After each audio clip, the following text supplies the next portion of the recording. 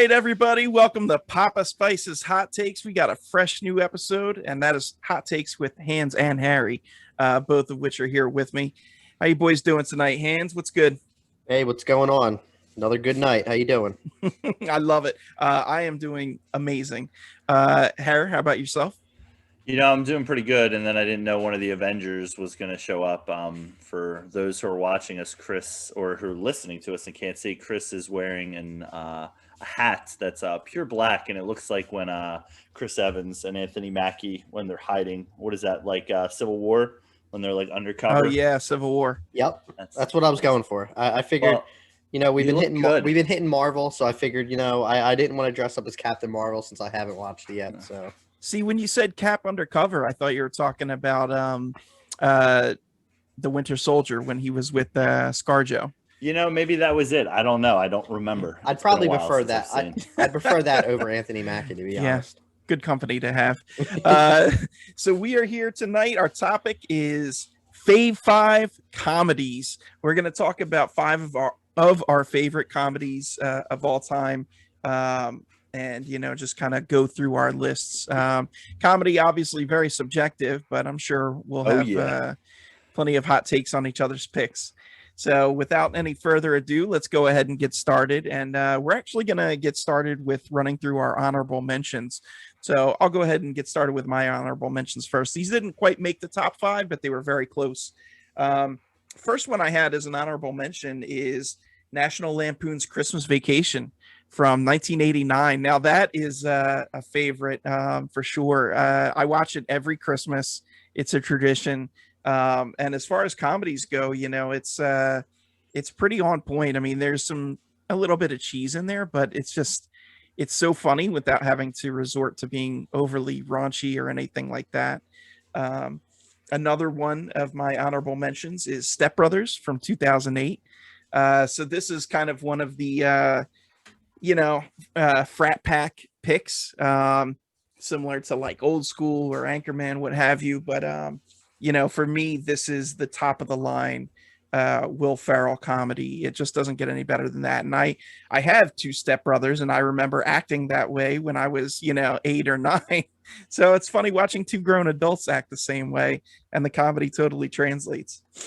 Next one of my honorable mention picks is Black Dynamite from 2009. Fantastic movie starring Michael Jai White. Lots of action, even more comedy. And I just remember going to see it with a couple of my friends. Hey, Grim, if you're listening.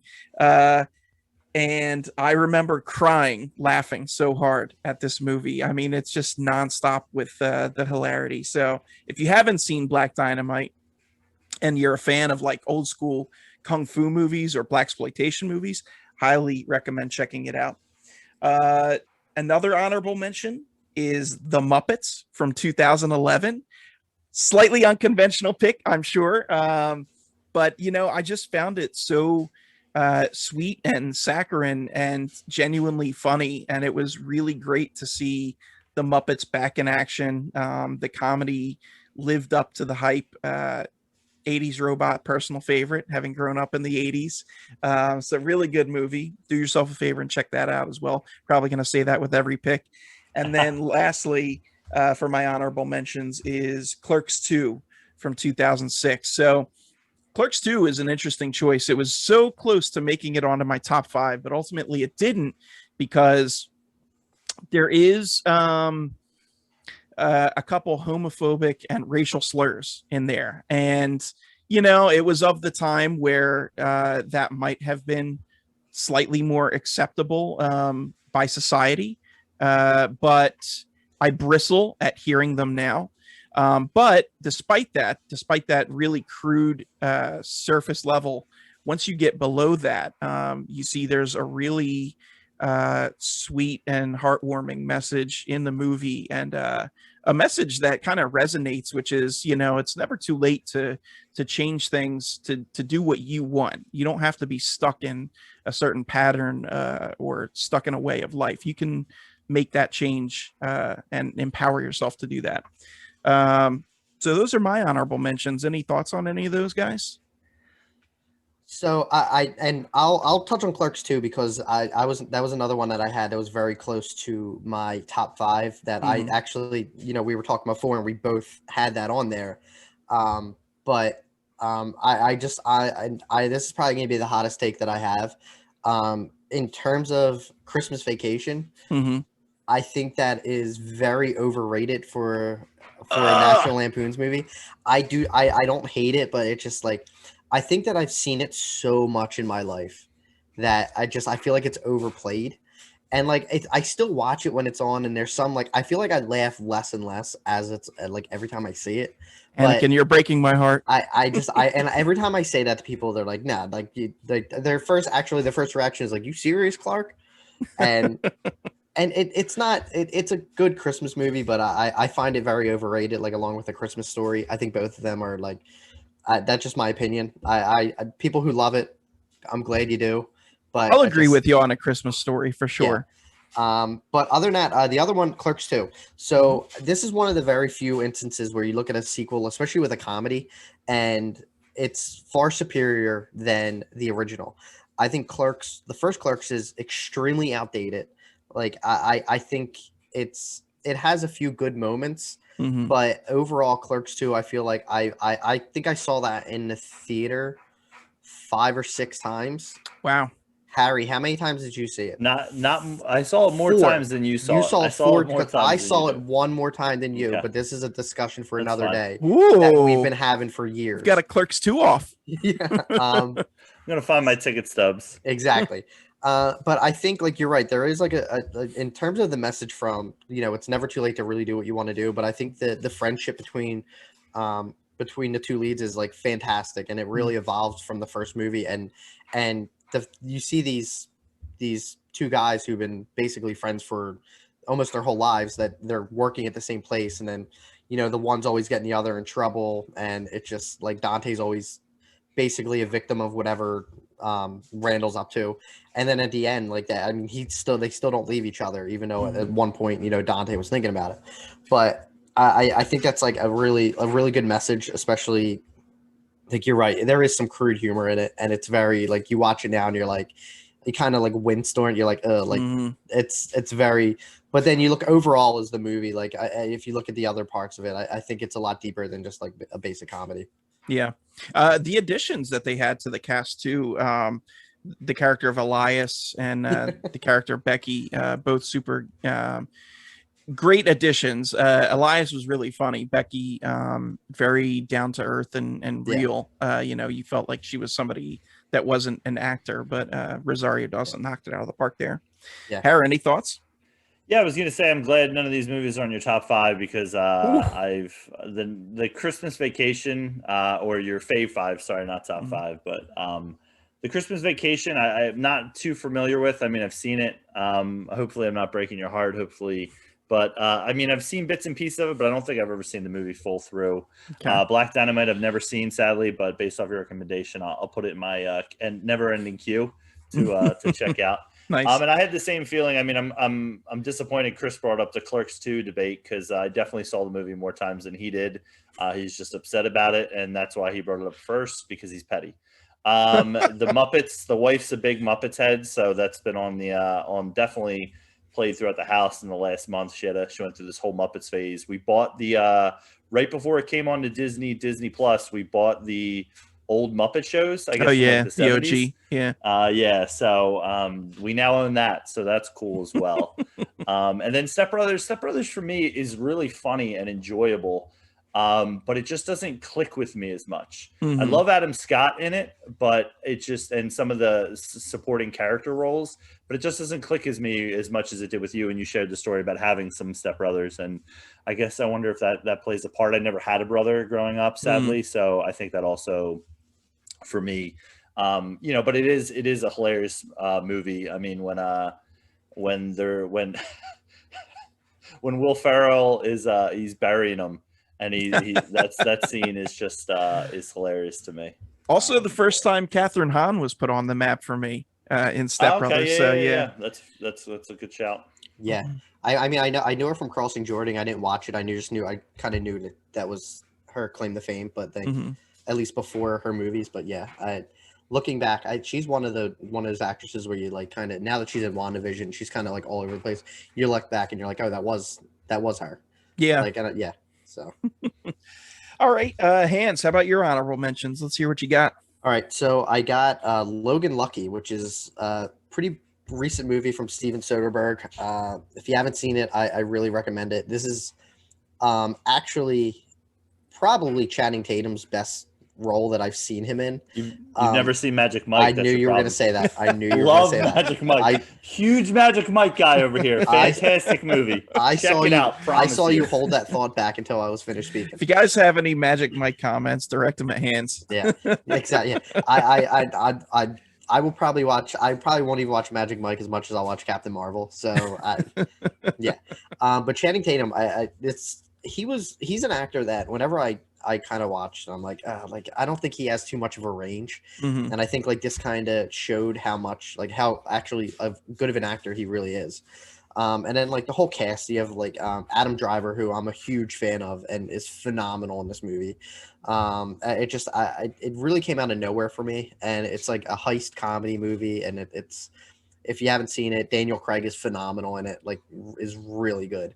So now the other ones that I do have Clerks 2, which we went over, right. Billy Madison, which it's a classic. I could probably recite 95% of that movie. I think it's Adam Sandler, like right at the beginning. Like I think Adam Sandler was best in his beginning, and once he hit like Mr. Deeds, he went like on a weird slope. Oh, I love Deeds, dude. I know, I think that was his like last great movie. Okay, I got you. And then it just kind of like starts going downhill. Mm-hmm. But Billy Madison kind of started it all, and I'll never turn that off if it's on. It's so bizarre, and you know I've always thought of that in the event of if I were to go back to school, like this is probably how I'd want to do it. You know, nice. Yeah. This is the end, which is basically a bunch of actors playing themselves in the end of the world. Mm-hmm. A very crude type of humor. Danny McBride is great. It's so funny in it. I'm not too familiar outside of like the Judd Apatow world of Danny McBride. I know Eastbound and Down's a big one of his, but I haven't watched it. Oh, but whenever you're missing out. I know. I want to go back and watch it, but every time I think of Danny McBride, like the first thing I go to is like, this is the end. His entrance is one of my favorite character entrances ever in a movie. And then it kind of adds that science fiction, like apocalyptic setting. It's great. And then the other one is actually Napoleon Dynamite, which very strange. The first time I saw this movie, I walked out like 10 minutes in. I actually went back to see it the second time with a friend, and I don't remember laughing as much. Like I lost it the second time I watched it, and it's just a bizarre movie that I think it doesn't make sense, and I think that's why I love it so much. And it's you hear people around you like when they like in the theaters that are just laughing at different parts, and like I was like cackling at just the stupidest things. And and that's why we say comedy is like subjective, where something's not going to make you laugh, but it'll make me like lose it. And for some, I can't really explain it. Like Napoleon Dynamite did that for me from like beginning to end the second time. Now I've probably seen the movie like over like 30 times. Mm-hmm. It's so stupid. Hey, it's a fantastic movie. Yeah. Hara, thoughts on Hans's honorable mentions? Well, I definitely like his honorable mentions more than yours, Greg. I must say. Okay. More shots at Greg. But I mean, This Is the End was a movie that I really struggled with to make my list.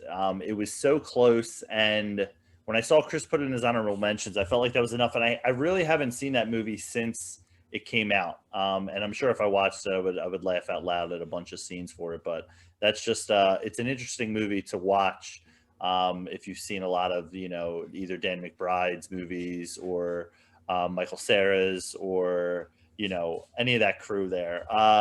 So This Is the End was a tough lead for me. Billy Madison and Napoleon Dynamite, I don't care about. They're not really they're not really that enjoyable for me.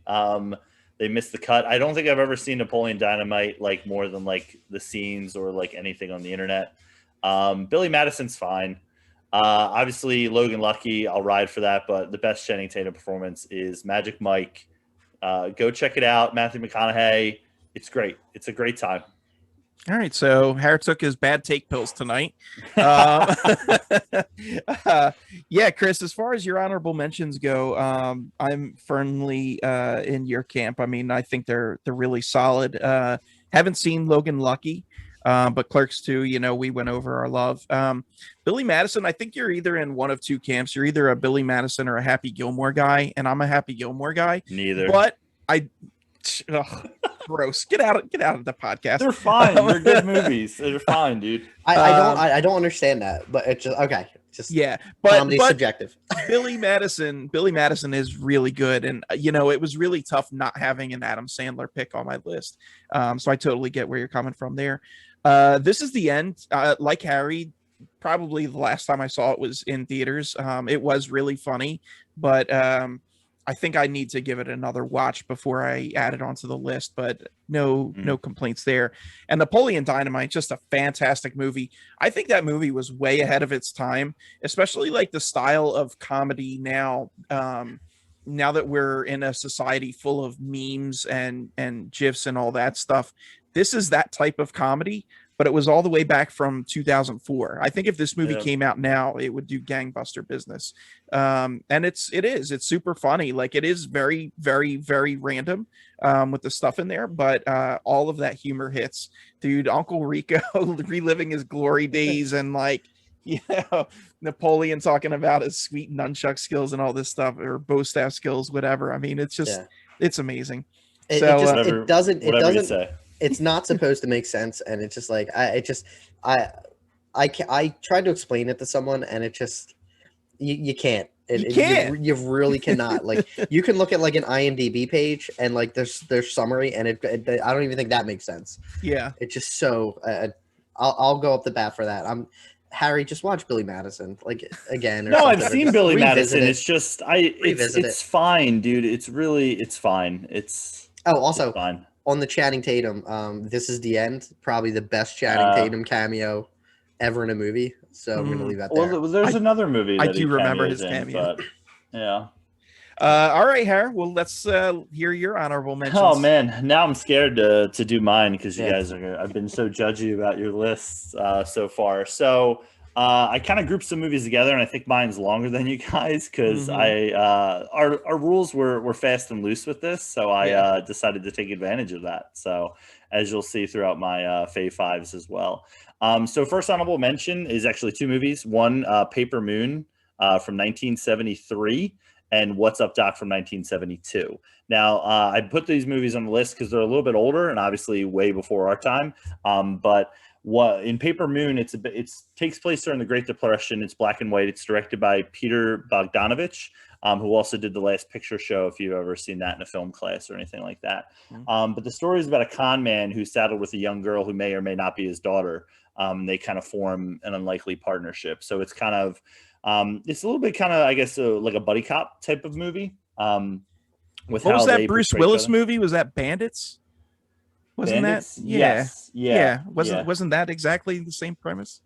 All right. Well, one movie was earlier, one movie was later. All right. I didn't know we were starting to hate on my picks already. Bandits did it better. Wait. A long podcast. Isn't this the synopsis of Old Boy? Oh, Jesus. Anyway. All right. Go ahead, Aaron. So the movie stars Ryan O'Neal and Tatum O'Neal, who actually won an Oscar for the performance, and she won it at only 10 years old. And so it's just a really funny back and forth kind of act they have together. Ryan O'Neal, not really considered a great guy if you look up research from him and stories from him, but it's a really funny movie, highly suggested if you're looking for like kind of an older comedy to go back to. What's Up, Doc, also directed by Peter Bogdanovich, so a little bit of a theme there. Stars Ryan O'Neal again, Madeline Kahn, and Barbara Streisand. And Barbara Streisand is amazing in this movie. I never really was like a Streisand person, and then I watched her in this movie and I was smitten. She is amazing in it. It's a really funny movie. It's about an accidental mix-up where 4 identical plaid overnight bags leads to a series of wild and wacky situations. So think of something like The Mad, Mad World, if you've ever seen that movie. But this movie, What's Up, Doc, was also the first American film to credit stunt workers. So interesting on that. So it really gets out of hand towards the end, and it's a little bit silly, but it's pretty enjoyable with that. Next up on my list is two movies that are more recent comedies, because I feel like comedies is kind of, taking a real big dip. I mean, especially with Netflix and, the boom in streaming, where it's just like, I think they do a lot with comedies, but I think they're very, very subpar in that element. So one movie was Long Shot from 2019. I actually saw it with my mom, so shout out mom. And if you've seen the movie Long Shot, there's a scene in there that is not great to see with your mom.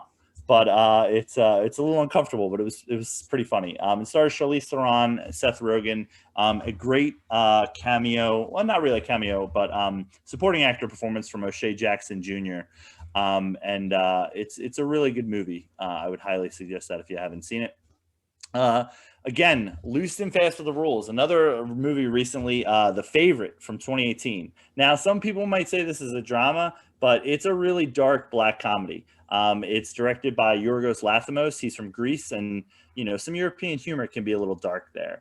And it stars Emma Stone, Olivia Colman, who won Best Actress for the movie, Rachel Weisz, as I like to say. And it was also nominated for 10 Oscars. So I love my Oscar stuff. So this is definitely a comedy. Don't care what anybody says. People let me know. Stand by me. But yeah, those are two movies recently that have come out that I would consider to be really good comedies. Moving on to another honorable mention. Like I said, I got a lot of them. The Trip. Now, if you've never heard of The Trip, it stars Steve Coogan and Rob Brydon. Shout out to my boy Tim. So to explain this, it's actually a BBC series. So over in England, they show it as a series. I believe it's about 4 parts, but there's actually multiple Trip movies. They've condensed it when they have a US release, and it's about a 2-hour movie. The TV series is about 3 hours. I wouldn't even call it a TV series, maybe like a special. But in the first one, they tour England, and then subsequent trips have been Italy, Spain, and Greece. So the first one came out in 2010, and I think the last one just came out last year, and we missed it because, of COVID and everything. Me and Tim did. So, but every time I leave those films, I'm just smiling ear to ear. It's a great time. Steve Coogan and Rob Brydon do a lot of impressions, and it's highly recommend that if you're looking for a fun 2 hours there. And then the final 2 movies that I'm recommending, they came out when I was like 16 and 17 years old back in 2004 and 2005. They almost made my list, and then I felt like I had to go back and do some deep searching, and I figured out what my Fave 5 was. But these 2 didn't make it. But one is Anchorman in 2004. I was 16 when that movie came out, so that hit all the right notes. I think it's Will Ferrell's best movie. I think Greg, you might have said Step Brothers was his best, but I consider this to be his best. I just love the silliness of it. I love when the news teams meet up for the fight, and all the cameo performances in that. Just an incredible movie. 40-Year-Old Virgin is my other choice from 2005. This was probably, I think, maybe the first movie I saw as a rated R, old enough to go see it movie. And it was in a packed house, 500 people in the theater over at the good old Neshaminy 24, near me. And that movie, you're in a good comedy when like you can't even hear some of the dialogue in the movie because the audience is just howling.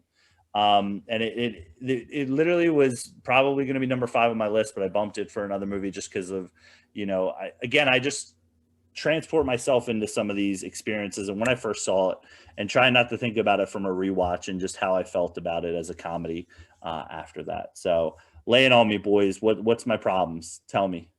Do you mind if I step in? Oh God, unbelievable.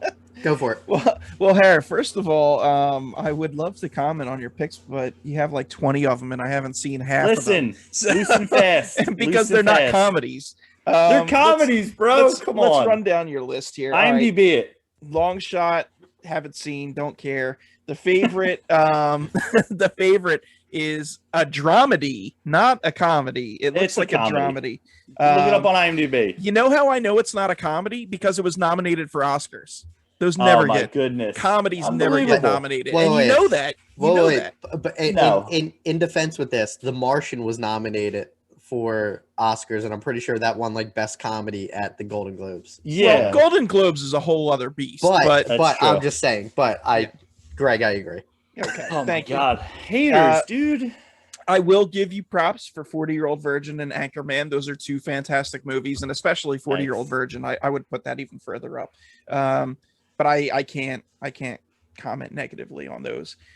Paper Moon and What's Up Doc, I think it's great that you just plucked a couple films out of obscurity to make it seem like you're knowledgeable. But Oh my god, shout out Criterion Channel, help me catch all these films that I never would have seen, so thank you. yeah, sure. And Sponsor us, thanks. The Trip, sure, it was released theatrically, but Oh my god, here we go. so was Game of Thrones, my friend. That doesn't mean Oh it's my a goodness. friggin' comedy or a movie or whatever. It's a movie. It's not a movie in its original country. It's not. Okay. That's fine. So yeah, I don't know. Your list You could be wrong. Your list is very sus, my friend. Right.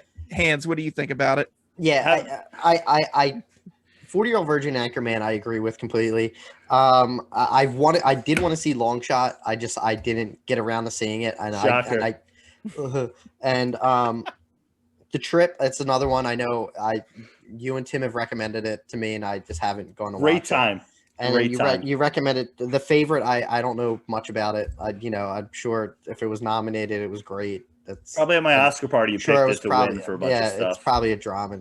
Unbelievable. And you nominated 2 movies that were apparently directed by the shooting guard for the Hawks. And so I'm sure they're great movies. I'm sorry, I just haven't seen them. Listen, I'm sorry I was so hurtful to your list and you felt like you needed to lash out, boys. But am I wrong now? You're completely wrong. He is a shooting guard for the Hawks, right? No, dude. For those listening to the audio only, Harry is just face palming. Moving on. Yeah, hopefully you change it up for your Fave 5 because that was pretty brutal. Nope. But nope. So we'll get started with my Fave 5. My first pick is a classic from 1994, and none of my picks are in order, but if I had to say one favorite comedy of all time, this would probably be it. Dumb and Dumber, directed by the Farley brothers. You got Jim Carrey, Jeff Daniels, Lauren Holly, all superb in their roles. This movie, I've seen it 100 times and I still laugh. I mean, what more can I say? It's a classic. I quote it all the time. It's just amazing. And I don't think I know anybody that hasn't seen Dumb and Dumber. And I don't know anybody that dislikes it. And that speaks, Harry's giving me a look already, but that speaks to its broad appeal and just how funny it is. So yeah, that's my first of my Fave 5s. What do you guys think about D&D? Do we want to just get this out of the way? Harry, do you want to take this? I mean, I don't really have anything. I mean, it's an enjoyable movie. I laughed with it. It was 6 when I came out, so I didn't obviously see it when it was out in theaters.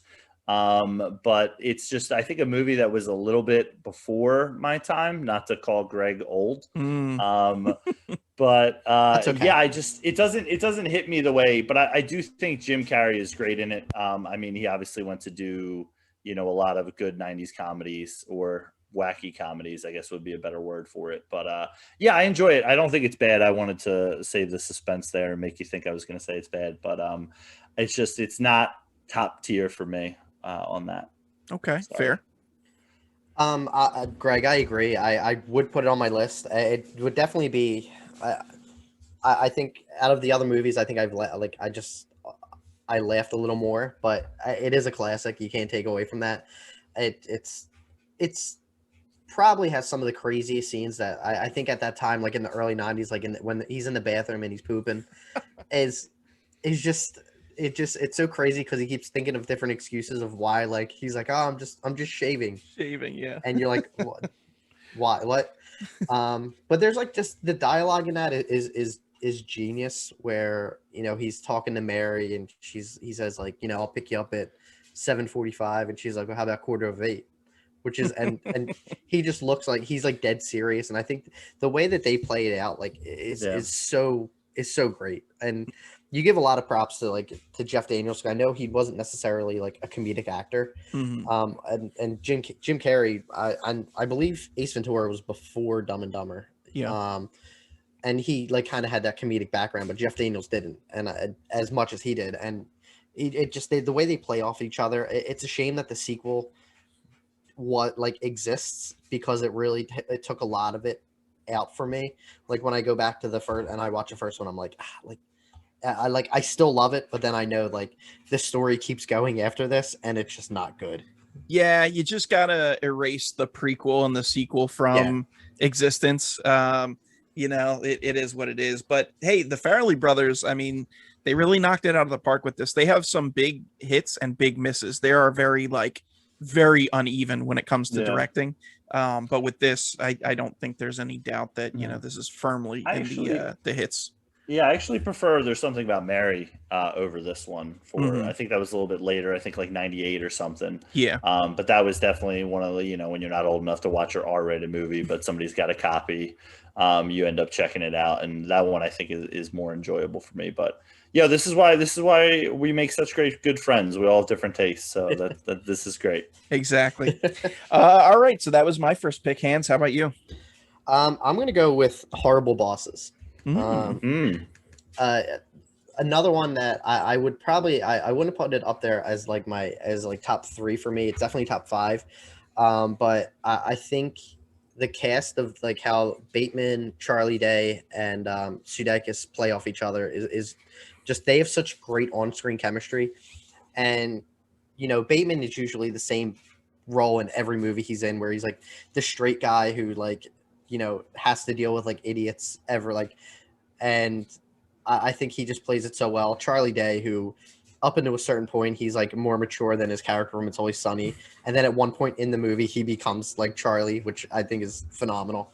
But then you have like other actors who kind of step out of their comfort zone, where Jennifer Aniston, who she's always kind of been America's sweetheart from Friends, and never really took on like an R-rated role like this. And the way how she acts as like a sex addict it cracks me up, because you're watching and some of the things you hear her say, you're like, whoa, like this is not Jennifer Aniston. Like, this is weird. And then you also look at Kevin Spacey's like villain. Say what you want about him out of movies. He's a terrible person. Absolutely. But, yeah. Mm-hmm. But then you look like his performance in this, because he always kind of did that straight role. And he's such like a jerk and such a terrible person, like in this, like, and just portrays like as a horrible boss.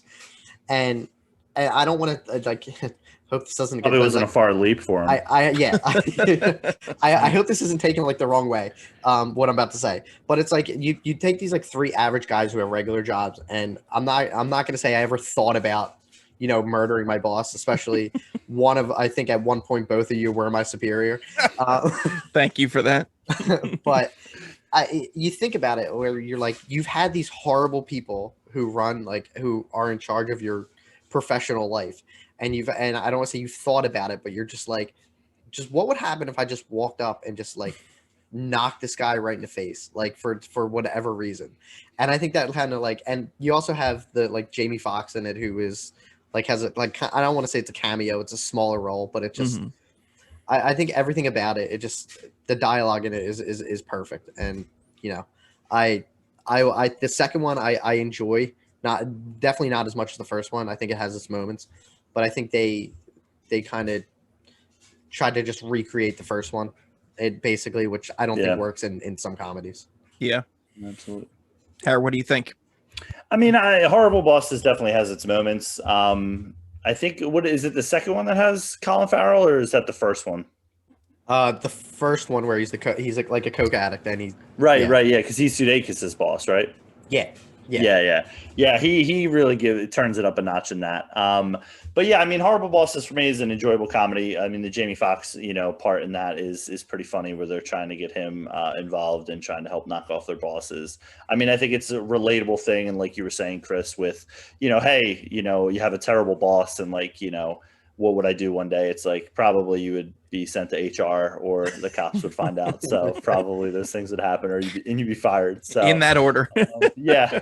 So, but yeah, it's definitely an enjoyable movie. And like you said, the 3 main leads, Charlie, Jason, and Jason, have really good chemistry together. And that's, partially why, or mostly why they did the sequel for that. Mm-hmm. Yeah, as far as the first one goes for me, it's not quite top tier for me, but I do think it's really enjoyable. And I mean, it was really great to see some of these actors and actresses stepping out of the comfort zone, like you mentioned.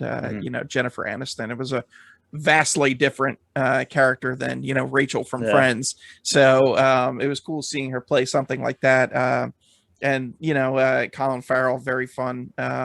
Well, not fun, but interesting to see. The sequel was a little forgettable for me. Still good, but not great. But yeah, I mean, I can totally buy this being on someone's list. So I think you got a solid pick here. All right, no problem. It wasn't from 1972, directed by someone. That was one of my honorable mentions. One of my. Good God! All right, let's see what you guys have no taste. Harry has. You guys have no taste. Expand your palate, losers. All right. Well, why don't you expand it for us? What do you got? So my first choice, speaking of bad sequels, The Hangover, 2009, directed by Todd Phillips, who most recently directed The Joker, for those of you who somehow haven't seen Hangover. And this was, obviously a pure comedy. I call it kind of a dumb comedy. You can kind of turn your brain off. You don't really need to think about it. And I think, like Chris was saying earlier about Horrible Bosses, I think everybody's kind of thought about, the bachelor party in Vegas. Obviously we don't live very close to Vegas, so maybe more of Atlantic City for us. Chris has great memories there. But that we can have another podcast just for that.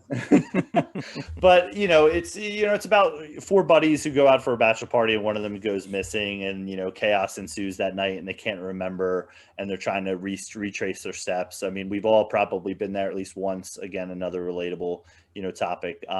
Bradley Cooper was first in Wedding Crashers, another great comedy. But this is kind of where I feel like he kind of developed as a star. Hangover was like, again, it just goes back to the moment for me where it was like everybody had felt like when that movie came out was like, dude, have you seen Hangover? Hilarious.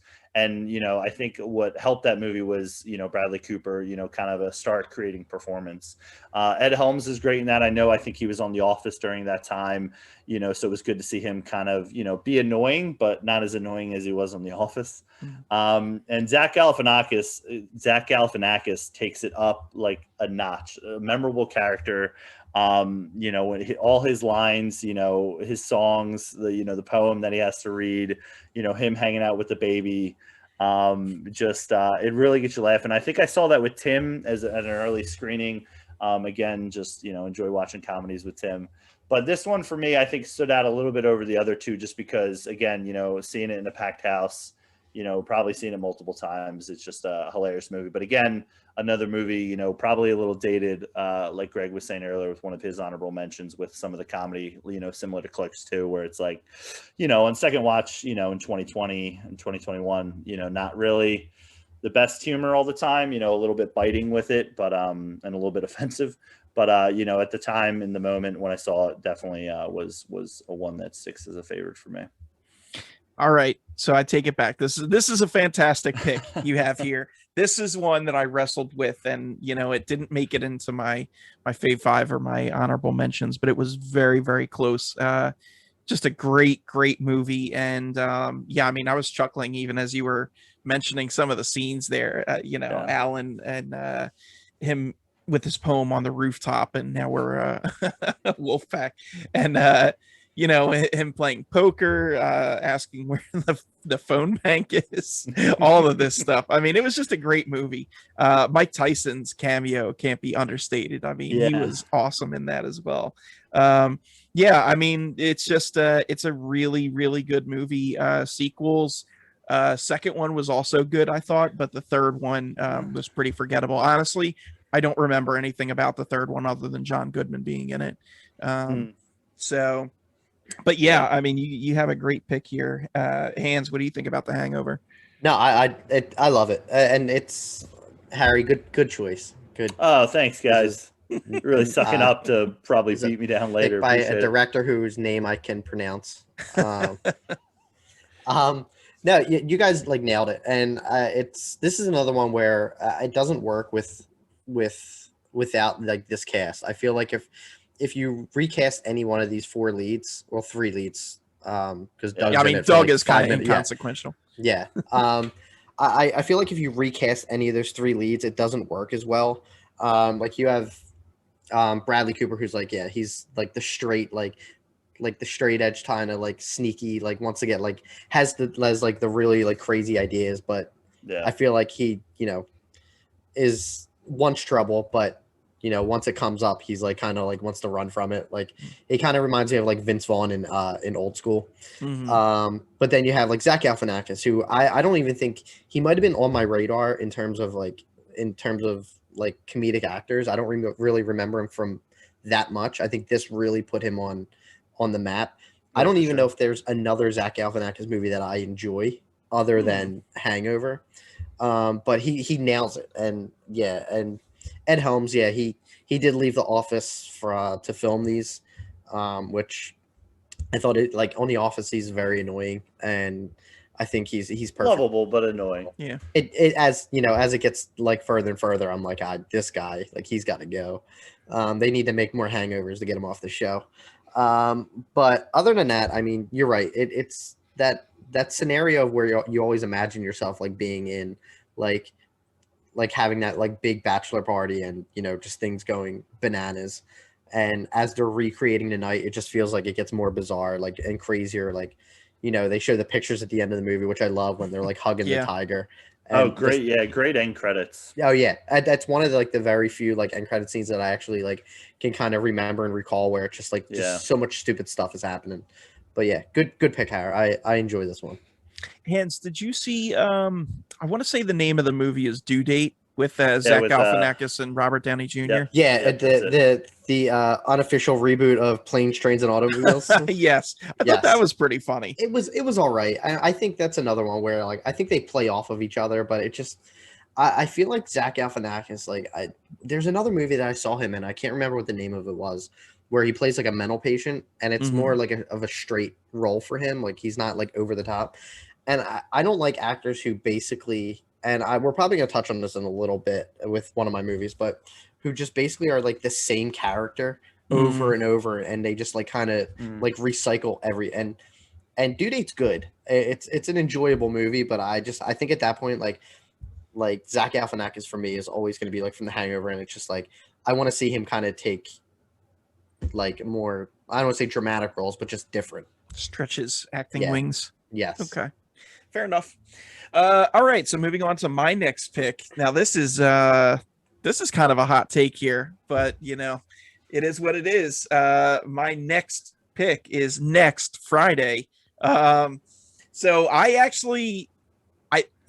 not gonna lie, Friday, the first movie, is a better movie overall.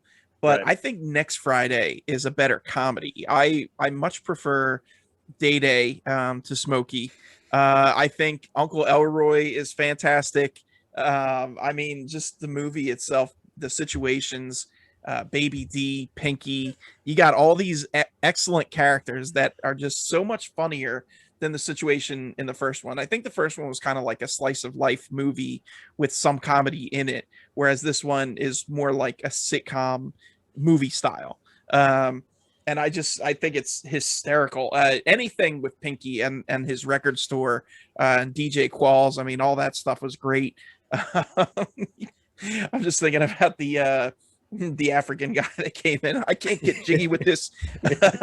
I mean, it's fantastic. So yeah, Next Friday is one of those movies where, actually, let me rewind a bit. When I see movies on TV, generally I'll stay away from watching them because I want to watch the full movie and I don't want to be interrupted by commercials and stuff like that. There are very few movies where if it's on TV, I'll actually jump in, and Next Friday is one. So no matter where it's at, I'm in on that. It's that good. It's that funny to me. So again, all props to the first one. I think it's a fantastic movie, but as far as comedies go, Next Friday just has a beat. The third one gets a lot of hate. I actually think that's pretty funny too, but nowhere near the level of Next Friday. Hans, what do you think about this?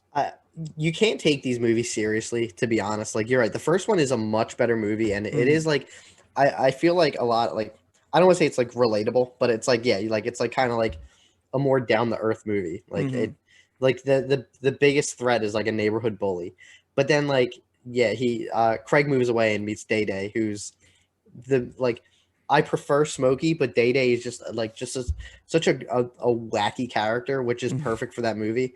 And who plays Pinky? Is it is not Cat is it Cat Williams?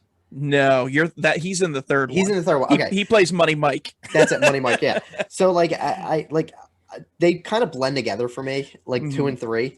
The only scene I do remember from the second one, I remember enjoying the second one, but is when the dad is going to, I think, go get Craig, and he has to stop at the restaurant and use the bathroom. Oh yeah.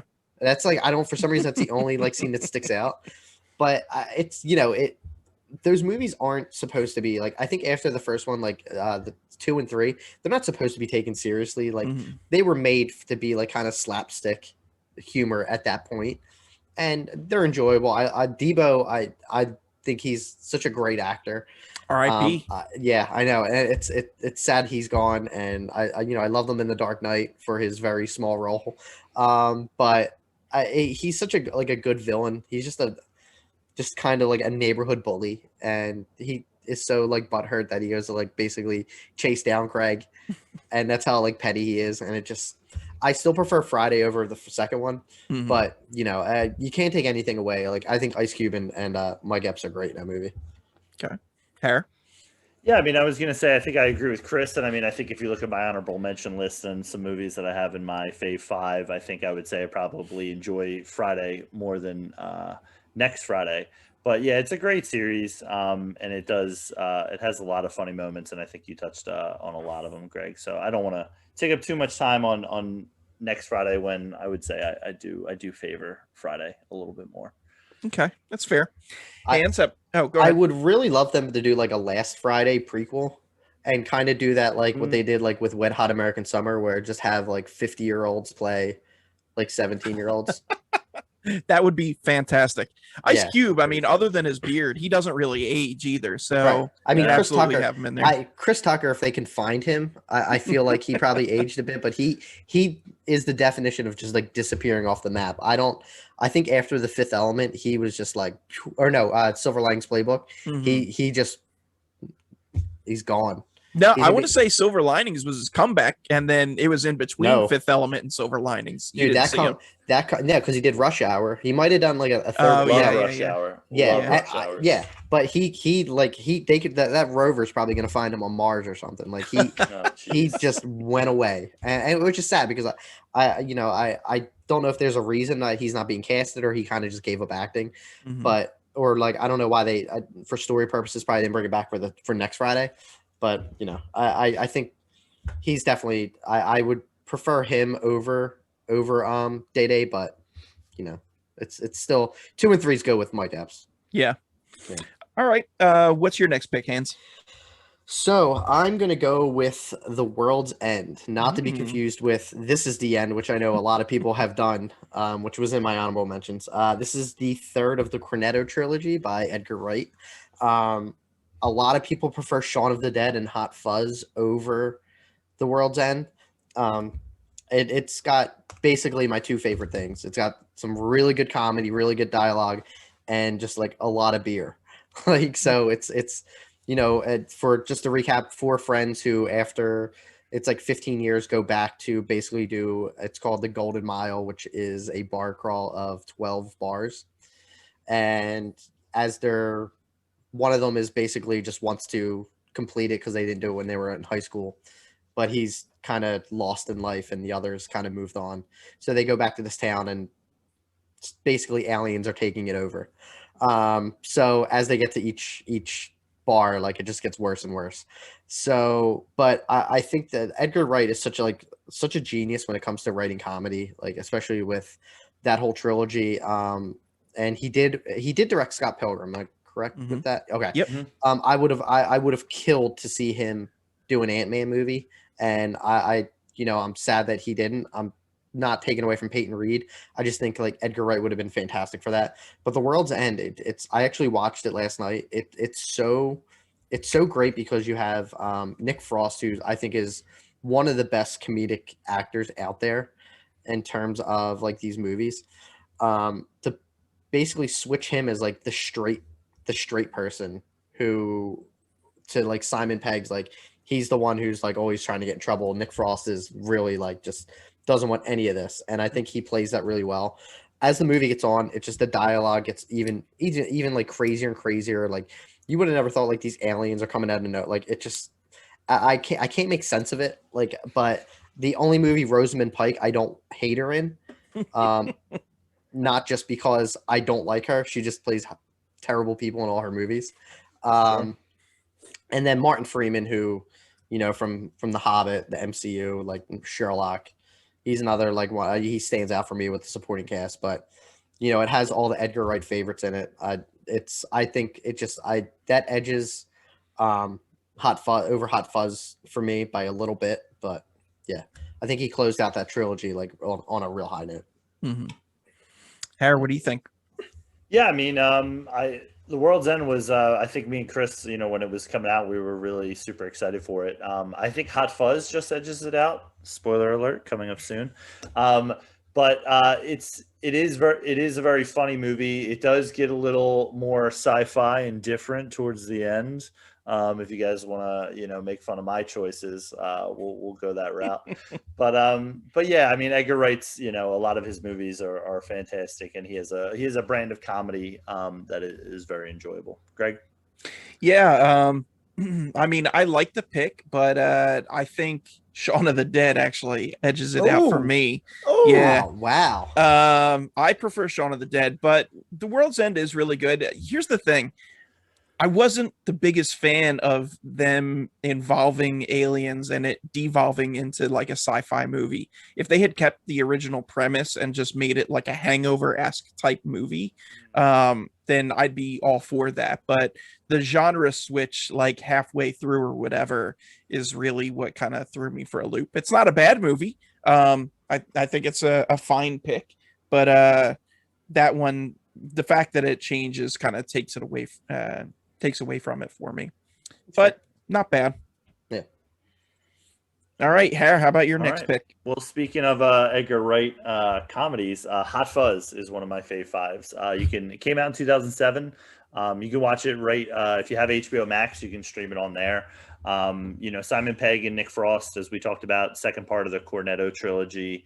My favorite of the Cornetto trilogy, with that, not Shaun of the Dead, which is Greg's, and World's End, which is Hans. That's just so nice, guys. But a lot of small cameo performances in that. Steve Coogan, Martin Freeman, he has a big cameo in this as opposed to The World's End. Olivia Colman also is a supporting character in this. Rory McCann, who actually plays the Hound, Yarp. That's pretty much the line for his character. Jim Broadbent and Timothy Dalton, who's a former Bond movie. So, and with Hot Fuzz, if you've never seen it, it basically is about this perfect cop who's the greatest at his job, kind of like not a superhero, but he basically is the best cop in the world. And he gets stationed in this small town, but he starts to notice that there's some weird things about it.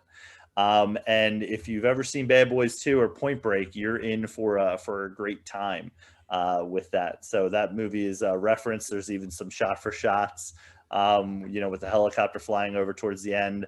Like Greg was saying, what's different about this one is it doesn't go to aliens. It goes to kind of like a final 30-minute, like action-packed, you know, shootout movie, which I thoroughly enjoyed with that. But you know, just some of the comedic moments, you know, in the very beginning when Simon Pegg, he goes to the bar and he finds out that all the underage kids are drinking in there and he's just looking around and it's like, when's your birthday? And the kid cites off his birthday and he's like, what year? He's like, every year. And then another underrated scene, I think, is when Simon Pegg's talking to Jim Broadbent, and he's like, he had a great big bushy beard. So I always enjoy that reference as well as far as it. But yeah, it's just a smart action, funny comedy movie, and it kind of works in that, you know, that trilogy there. And I think it's a great genre for it. Yeah, I mean, look, you can't go wrong with Edgar Wright. You know, whether it's the Cornetto trilogy or even outside of that, none of his movies are bad. Hot Fuzz, out of the Cornetto trilogy, is the least favorite of mine, but that's like saying, you know, I like chocolate and dark chocolate is my least favorite. You know, I still like chocolate. It's just different. So yeah, I mean, I think it's another solid pick, and like you said, the action, the cast is great. It's all good. So, Hands, what do you think about it? Yeah, I agree. I mean, I still prefer The World's End over Hot Fuzz, but this is basically if Point Break and Bad Boys had a baby. Like this, it would be this movie, and Harry summed it up perfectly. Like if you've seen those two movies and you enjoy them, it's just silly action and how the story plays out. Like the second half is like with the whole twist and turns, and it just you really don't know where. Like I think with Shaun of the Dead and The World's End, um, I think with those, you kind of know where the story's going for the most part. Like you're right with the second half of The World's End, it becomes like kind of a generic sci-fi. There isn't like that twist and turn, but I feel like with Hot Fuzz, there is like a real big level of mystery of how like who's committing these crimes and why, and the reason behind it, and who's all involved. So I am not taking anything away from Hot Fuzz at all. I love all three of those movies. So it is that last 30 minutes action scene is just is bonkers, but I won't turn it off if it's on. It's so good. Good stuff. All right, so moving on to my next pick, I have a comedy from 2011, Bridesmaids, directed by Paul Feig of the much maligned Ghostbusters remake. But here, Great remake. yeah, well, I don't know about that. But here, he absolutely knocks it out of the park. So I was able to see an advanced screening of this, and I just remember being blown away at how funny it was. This is one of those where I was laughing until I was crying. It was just so good. And the popular trope, or I guess it used to be popular, was that women aren't funny. This absolutely smashes that misconception, because they are the cast is mainly women, and they're all stellar in it. Everyone, Kristen Wiig and Maya Rudolph come off as genuine friends, and maybe that's because of their time on SNL together. Rose Byrne, just tremendous. And earlier, Hands, you had mentioned with Zach Galifianakis, like you kind of want to see him break away. He always kind of plays the same part.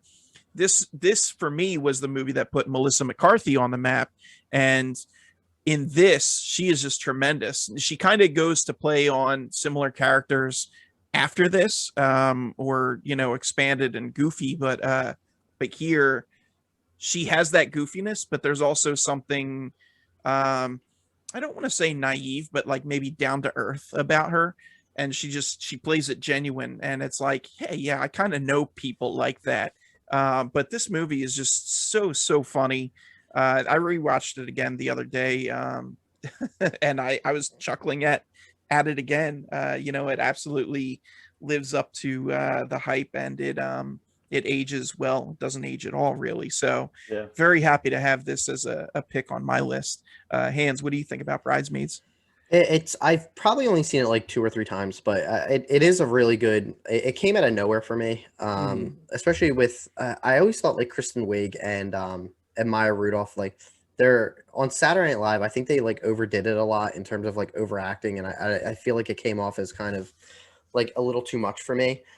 So I like their chemistry in this movie, and they're not like over the top. I mean, it's not a Saturday Night Live movie, so I don't really expect it to be. But even like the other supporting cast, like Melissa McCarthy, my favorite. I'm not a big fan of hers. Like you're right. I feel like as she goes on, like throughout her career, she kind of plays the same kind of role, like with a few other exceptions. But the scene on the airplane when she's talking to the air marshal and keeps trying to get him to show him his gun, which I later found out is her real life husband.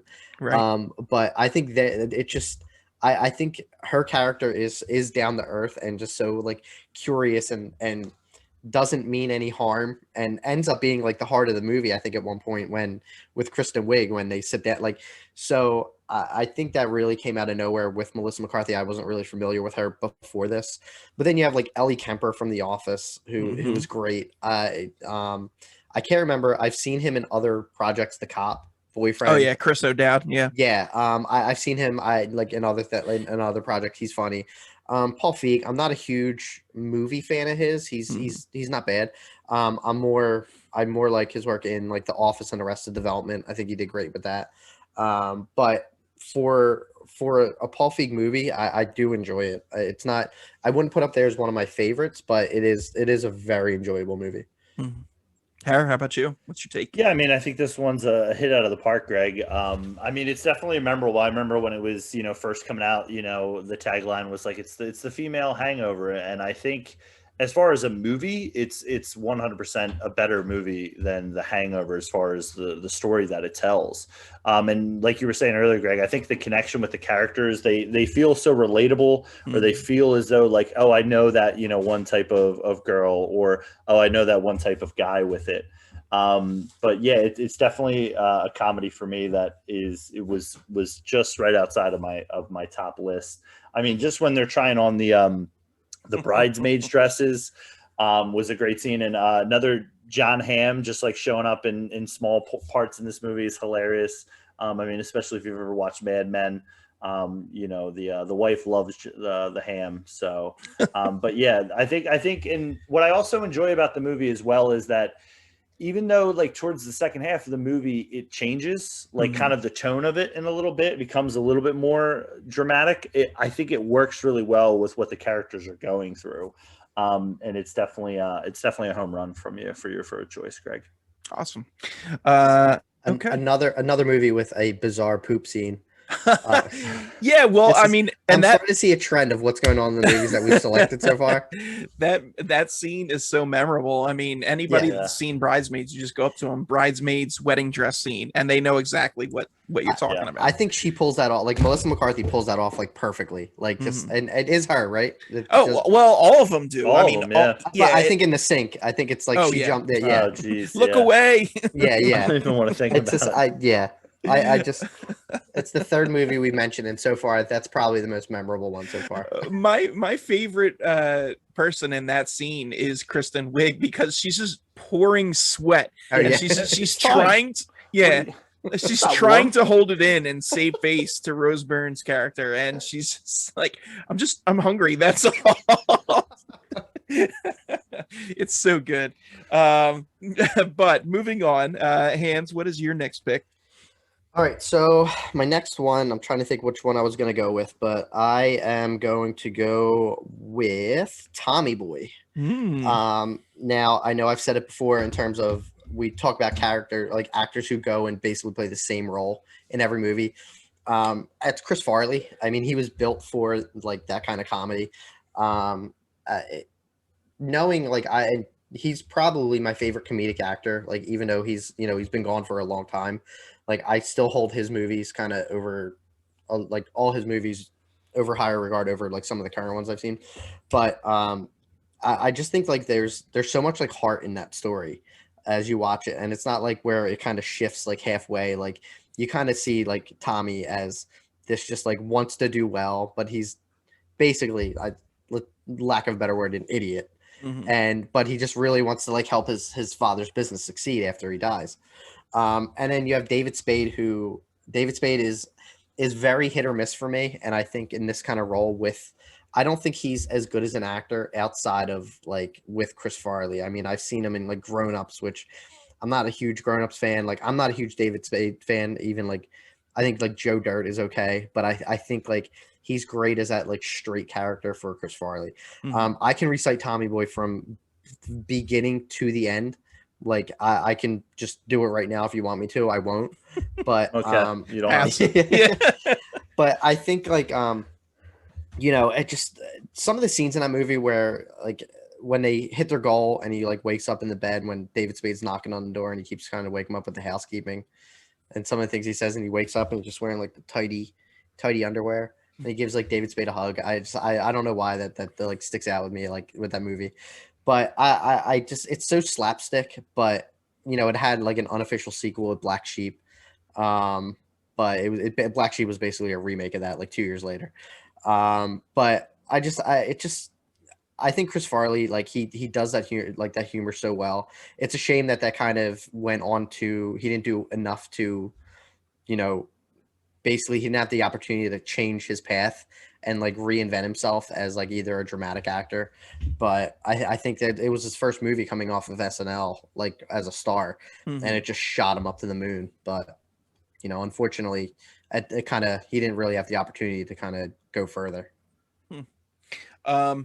So confession time. I have not seen Tommy Boy. Not all the way through. I've seen bits and pieces.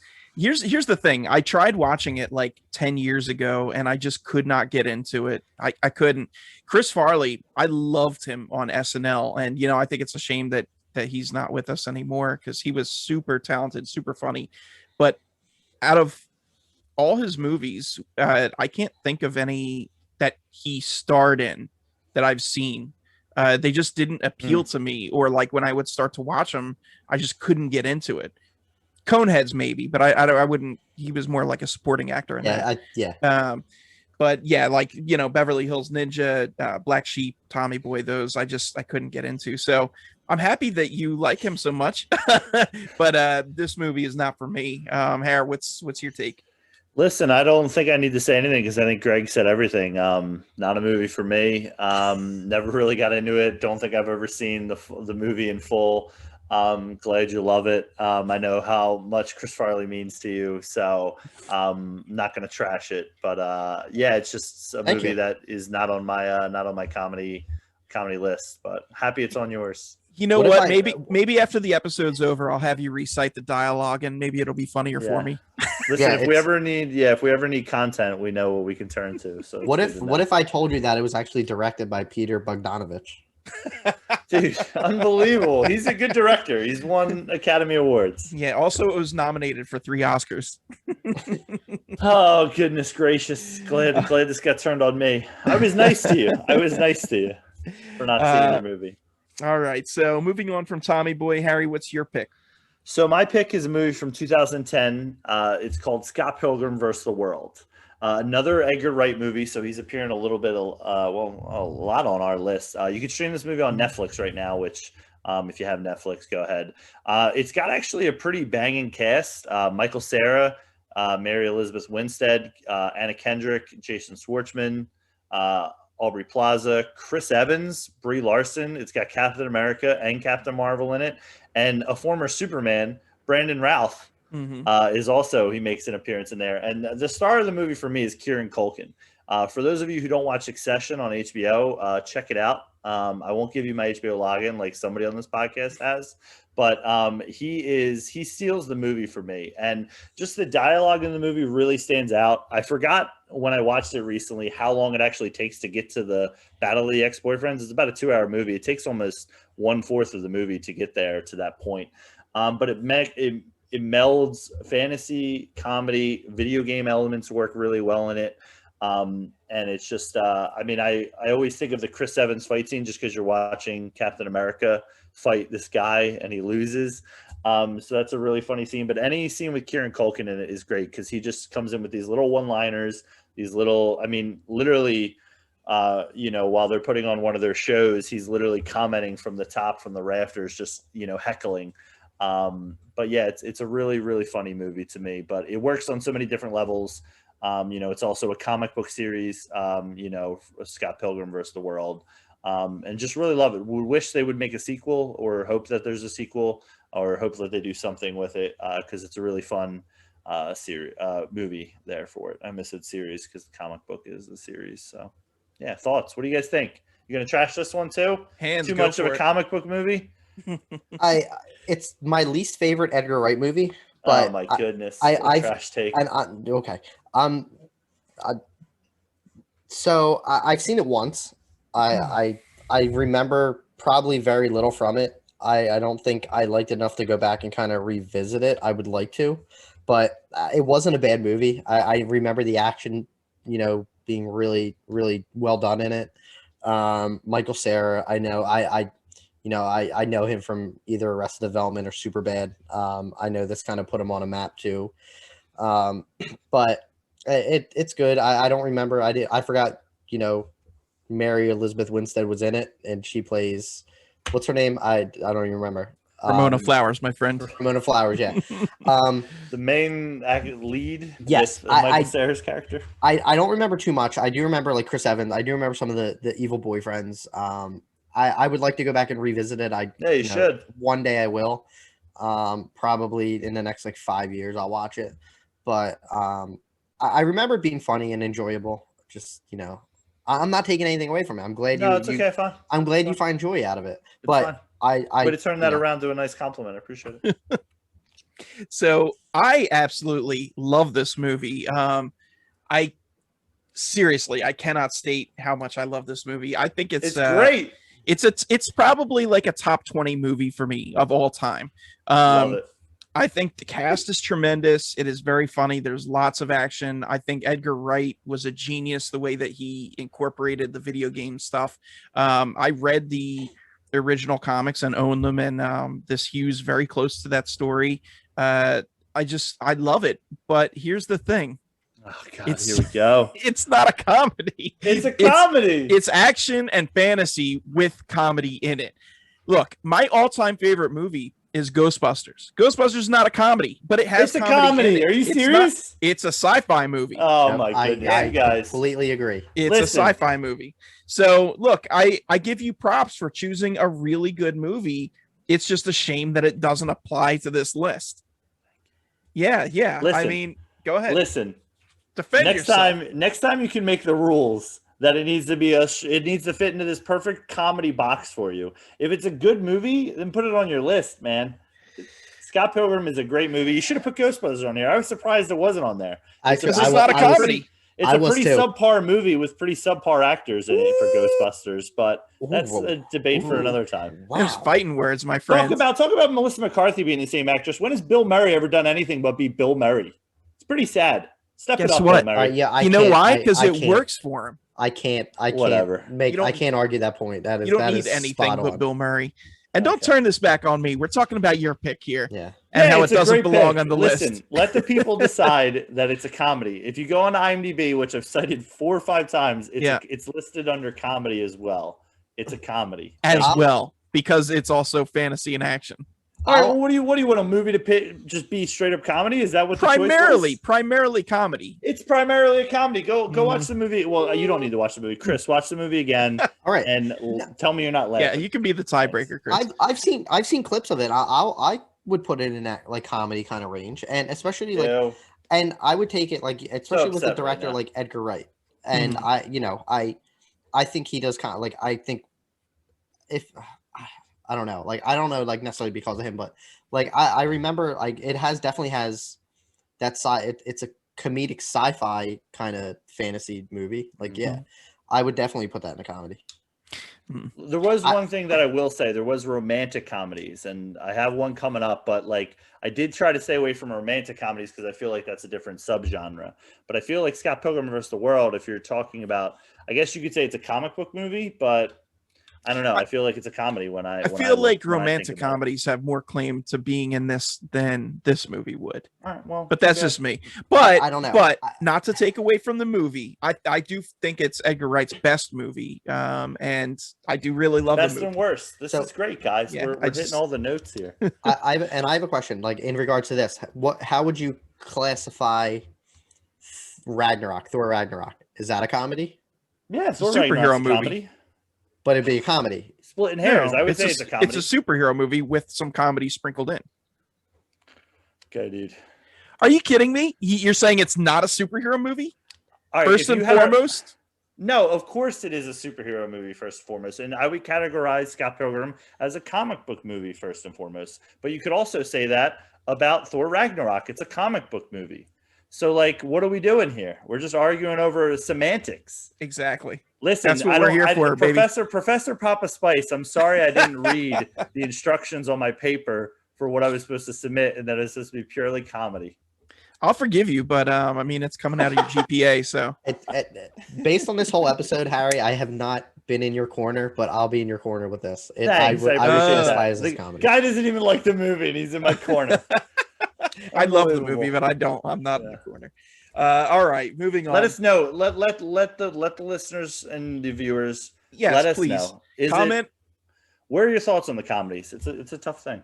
Yeah, comment and let us know if this deserves to be on the list. Absolutely. Moving on, I am going to go with the third movie in a franchise, and that is Jackass 3D, which came out in 2010. Directed 3D. by, yes. Whoa. Well, look, and you don't have to see the 3D version, but No, of course. I don't think I did. Starring the Jackass crew, Johnny Knoxville, Steve-O, Bam Margera. Johnny Knoxville probably has the funniest laugh outside of Seth Rogen. He has this jackal cackle, and when he starts laughing, you can't help but laugh along with it. But Jackass, man, I mean, very. It's interesting to say stupid people doing stupid things is innovative, but it was as a series, and I feel like the third is the culmination. Each movie progressively got better. The first movie was better than most of the stuff on the series, the TV show. The second movie was better than the first, and the third movie kind of topped all of that off. I rewatched it again last night and was just cracking up at some of the stunts. I mean, go if you haven't seen anything Jackass, by all means, go on YouTube and check it out. Be forewarned, there is some raunchy stuff. There will be some stunts. Absolutely. But look, who doesn't enjoy dumb people doing dumb things, getting hurt? And guess what? If they successfully pull off a stunt, you're cheering for them also. So it's win-win, baby. It's all win. These guys, you might not necessarily think of Jackass when it comes to comedy, but it is firmly in there. And I love this movie. It's so good. Hera, what do you think? I mean, I think for me, 15 years ago, maybe even like a little less, like I probably would watch, the Jackass movies or the show and laugh out loud, like you're saying. But I feel as though if I watched them now, I would be cringing. I would be hiding my eyes. I'd be scared for them the entire time. So I haven't revisited this since it ccame out in theaters, but I remember that I would say probably when this one was coming out, there was thoughts that like they had kind of passed, and that they the Jackass crew wasn't really like a thing anymore. And I remember I was surprised when I went to go watch this movie, because I think I watched it opening night and it was like a pretty packed house, and I think it did pretty solid money for it. But yeah, I mean, there is the element of the things that you won't dare do, watching other people do is definitely something that attracts people. Or, hey, we're going to take this, we're going to do this huge jump, or hey, we're going to jump in a pit of rattlesnakes and try to get out of it, or have a contest for it. So and then I think this is when Johnny Knoxville also started dressing up as like an old man and doing kind of weird stuff as well. So like you said, a lot of raunchiness in it if you're ever going to check it out. But yeah, 100% enjoyable. But I think now I'd watch it with through squinted eyes, because I think it would just scare me. I guess we'll find out, baby, because Jackass 4 comes out this year. Yeah, I'll probably be watching with clenched teeth. You will. Hans, what are your thoughts on Jackass? I love the Jackass series, but I hate everyone in that crew only because no. Only because they are making millions by doing some of the stupidest stuff that I've ever seen people do. And it makes me angry. It's kind of like you go back and you're like, all right, I studied in school and did all that, and got a job and everything, but I could have been 9 and started planning on I think Steve-O's first stunt I ever saw him do was jump headfirst into elephant poop, and now he's making millions. I mean, it's not too late. If you want me to push you down a hill in a shopping cart, we'll do it, baby. Dude, that's fine. It might be too late. It might be too late. Yeah. But I think that kind of I remember every week I would watch it when it was on MTV. I think you're right. It just gets progressively funnier, because I think it's as they're trying to one up themselves, you as a viewer are watching it and saying what are they going to do next? And they're kind of meeting those expectations. This is another movie with very memorable poop scenes that it seems to be a topic of there is of a theme. Yeah. But I think some of the stuff that they do that it isn't necessarily the fun, the raunchy stuff I don't think is the funniest. I think some of the stuff that I I think it's the third one is when Knoxville dresses up as an old man to go to the car dealership and ends up driving the bike outside straight through the glass window. Yep. I die every time I see that. And it's when they have the big hand and they're slapping each other with it. Also, this that stuff is so I think that stuff is so funny. And the whole like, you know, the poop humor and all that, like the disgusting stuff that they do. Like, yeah, that I mean, as a 35-year-old, like I shouldn't find that funny, like as a father, like, but I do. It kind of is. Yeah, and I think like as a like they're starting to get more mature, and I'm really interested to see how like Jackass 4 goes, because like you have Bam Margera, from what I heard recently, is not involved with it anymore. Unfortunately, I think like after like Ryan Dunn died, he just spiraled completely out of control. Steve-O's sober, which I'm glad he is, but I don't think his escapades of doing like crazy stuff is going to be like I don't see him doing like even crazier stuff. I mean, the funniest thing I've ever seen him do recently was tape himself to a billboard in California, which I think it's probably the top 5 funniest things I've ever seen, like in real life. I don't know why. It's just dumb. But I hope it's more of that stuff and not necessarily like, you know, like we're going to launch him into a porta potty, like send him in the ocean or something like that. Like, yeah, I mean, look, they're definitely getting up there in age, but I believe that they will deliver it. It does suck that Bam is going through some hard times, and you know, hopefully he gets clean and everything. But I have faith that they'll deliver. So yeah, I can only hope. I'm really interested to see what direction they take it. But if it's more of like the silly slapstick stuff, I'm in. If it's more just like porta potty stuff, I'll be like, I'll giggle. I'll be like, all right, that's funny. All right, moving on from Jackass. Hands, what's your next pick? All right, so I'm gonna go with Blazing Saddles. Mm. This is You picked an old movie? What's up with that? This is from 1972 and won 72 Oscars, and was not directed by Peter Bogdanovich. Was directed by the fantastic comic genius Mel Brooks. Mm-hmm. You can't really go into summarizing Blazing Saddles without like would this movie be made today? Absolutely not. I do not believe you would ever see Blazing Saddles in the 2000s. But I think it was like way ahead of its time in terms of its humor, and I think just some of like I think it's Gene Wilder's best movie. I feel like yes, I'm gonna take that away from Willy Wonka. I'm gonna take that away from like so many different movies. I think he's as like, you know, he's the Waco Kid. He's an alcoholic, like basically the fastest hands in the West.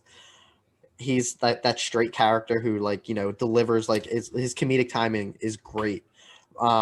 If you haven't seen it, like for any of the younger folk, it's basically a town in the West loses its sheriff. So in order to cause basically disruption in the town, so this rich guy can tear down and build railroad tracks, they appoint a black sheriff, which the town, whose last names all are Johnson, which is hilarious. I don't know why, but they're trying to basically get them to kill the sheriff because he is black. Now, I something about this movie where I think that some of the like the kind of the tones they hit are like, I watched it. Now we go to other movies where we're watching it, we're like, ooh, like kind of cringe with it.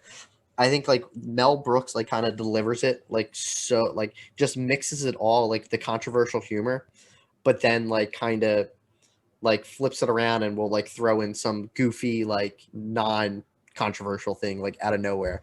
I think the leads in it are great. I think supporting cast is just phenomenal. It has a lot of really memorable scenes, like when the sheriff's going into the town for the first time is really funny. Mongo, who's basically like a hitman for a bunch of cowboys, is just like this big dumb guy. He's really a standout.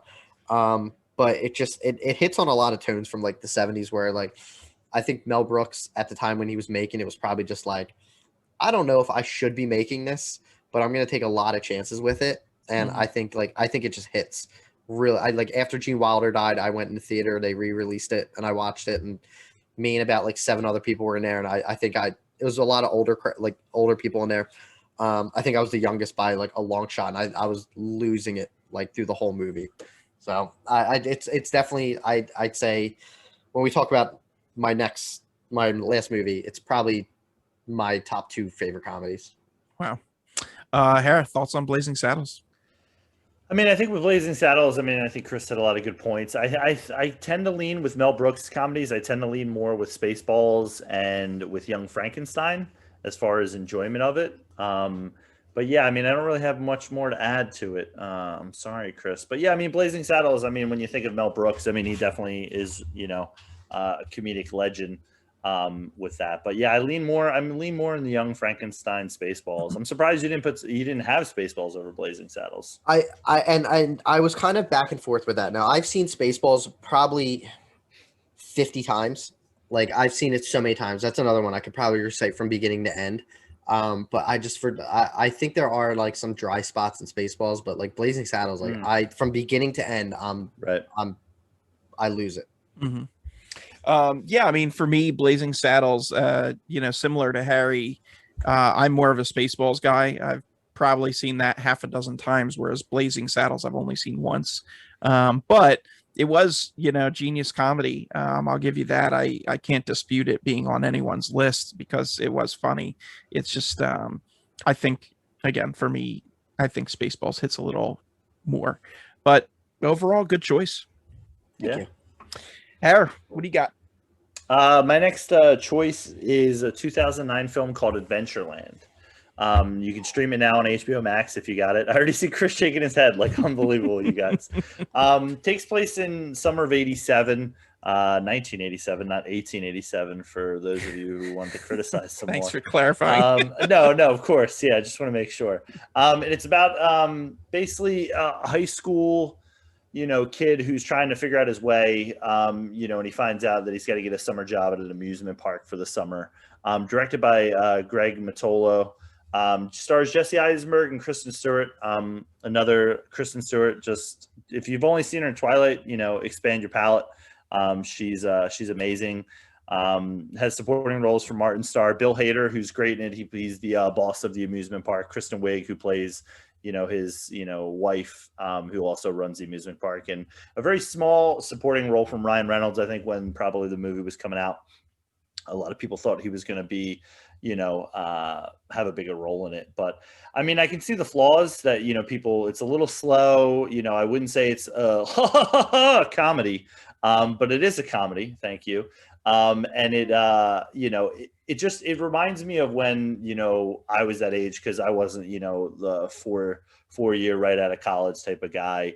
We actually, I think, had the same car. Jesse Eisenberg's character has the same car that I think I had as my first car. 88 Reliant K. Google it. It's a pretty ugly car. My favorite car you ever had. Yeah, thanks. I appreciate it. Yeah, it's very memorable, very distinct on the road. But it's also me and my wife's movie, so I think that's why it also has a little bit of place for me with it. But yeah, it takes me back to working, at a certain job where it kind of sucks. You're working with the public, and that sucks. And you're just trying to figure out what you want to do with your life. And I really love the ending to that movie. But yeah, it's a very, very funny movie as well. So if you've ever been 18 trying to figure out your life. So yeah, Adventureland is a really, really good movie, and it's funny because I really dislike Kristen Stewart, and I am not a big fan of Jesse Eisenberg outside of The Social Network. But damn, they draw me in this movie. It's like you said, the supporting cast is really good too. Martin Starr, Ryan Reynolds, Bill Hader, Kristen Wiig, all those guys do well. It's definitely a slice of life movie where I think people who have worked in retail or service industries can really relate to a lot of the stuff, especially if you worked those jobs when you were in high school. I don't know that I would have it in a best comedies list. Unbelievable. I see this, but I will say, like, I consider this more like a dramedy. So I can kind of see it fitting in a little more than Scott Pilgrim, per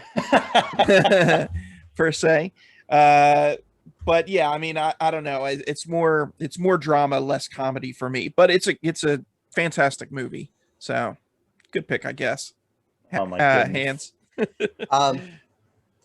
Greg, I'm with you. I'm not a big fan of Kristen Stewart, and I'm I've seen her outside of Twilight. She is the personality of like a carrot. Um, I, from what I saw the movie once, I was probably like I think the cast in it's great. Like same with Jesse Eisenberg. Outside of Zombieland and Social Network, I'm kind of out on him. Like he's not. He always plays the same person. It's exactly, and I like even like. I saw that look at. I think he's like good. Like even I was actually excited when they casted him as Lex Luthor, just to see how he was going to take the role. But I was wrong. So yeah, we're here. We should put that in the best comedies. Cool. Now, Adventureland, like you're both right where it hits that like you're young, you're looking to kind of figure out what you want to do with your life. You take that service job. I've been there where. Right out of school, I kind of went to a job that, I was working at since I was 16 and kind of, hung around there for a little bit. But I think that it's in terms of a movie, like I don't necessarily classify it as a comedy. A, because I don't remember laughing too much when I was watching it, and just B, like I think that does fall more into the dramedy role. But from what I remember, it was all right. I'm glad you and the wife enjoy it. Yeah, I mean, it's not like it's a chuckle a minute, fun Right. fest or anything. Oh my goodness. I don't know how to like. I probably laugh with like I remember some scenes with like Bill Hader and probably Ryan Reynolds, but like I can't imagine like being in a scenario where I'm laughing at Eisenberg and Kristen Stewart in the same scene. I just thought that I feel like their chemistry wouldn't make me laugh. Like Listen, there's a pool scene where both of them are swimming around, and if you've ever been in a pool with a beautiful woman, I've been in a pool. Okay, well that's great. You've been in a pool with a beautiful woman, and all of a sudden you can't get out of the pool because you're having such a wonderful time. So, but yeah. Anyway, it's hilarious. It's a comedy. It's a comedy. It is pretty. It's a funny scene. Thanks for only seeing it once. Appreciate it. Again, people let me know where did I go wrong here? My list is apparently trash. Great movies on it, but they're not comedies. They're hilarious. They're funny movies. I enjoyable. You smile. You have a great time. I thought it was going to be based on the Magic Kingdom land, but I was kind of upset when I walked in. I thought it was going to be that. Oh my god! Nice. Sorry, I have such good taste, guys. My apologies. The statues and you better be sorry. The statues in Magic Kingdom can act better than Kristen Stewart. Oh, well, moving on. Do you guys want to take this one together? Do you guys want to tackle this last one together? Yeah. So here's the thing. My last pick and Hans's last pick are actually the same movie. So Hans, I am going to defer to you. Why don't you start off and then I'll comment after. Absolutely. Forgetting Sarah Marshall is my number one. I have seen this movie more than probably all the other movies on my list combined. An uncomfortable amount, I would say. An unhealthy, which I probably can be considered a mental issue. I think the first 5 minutes when you're watching it, and just that's all you really need to like kind of draw you in. Now, when I'm like what I'm about to say, because Jason Segel is basically full frontal. It's a full full frontal shot of that's what really the full Segel. But I think that comes out of nowhere where you're like, all right, like what the hell am I about to watch? And it doesn't like do that. Like it doesn't rely on that like gross, disgusting humor throughout the whole movie. Like it actually is a really well acted movie, a well written movie. And there's no good or bad guy. And when you look at there's no like villain that like most of these movies would have, or for whatever reason, like you can make the argument that like Aldous Snow is like the villain or the bad guy, but he really isn't. Like you watch this whole movie and you're like, who, like you can really root for any person with the exception of, in my opinion, like Sarah Marshall, because she is a terrible person. But it just seems like I think this is Jason Segel's like peak, where he did a lot of other good stuff like with the Muppets and everything, but the way him and like Mila Kunis, like just their relationship together just feels real in terms of he's just a regular guy for the most part, and I feel like their chemistry actually could exist in like outside of like movie world. But then you have like a lot of other supporting cast like Jack McBride, who is it has a very small role in this, but it's just hilarious in it. Kristen Bell, who I didn't really know too much from her, I think she's a great Sarah Marshall, and Russell Brand, who I never even heard of him before this movie, is like just kills at every scene.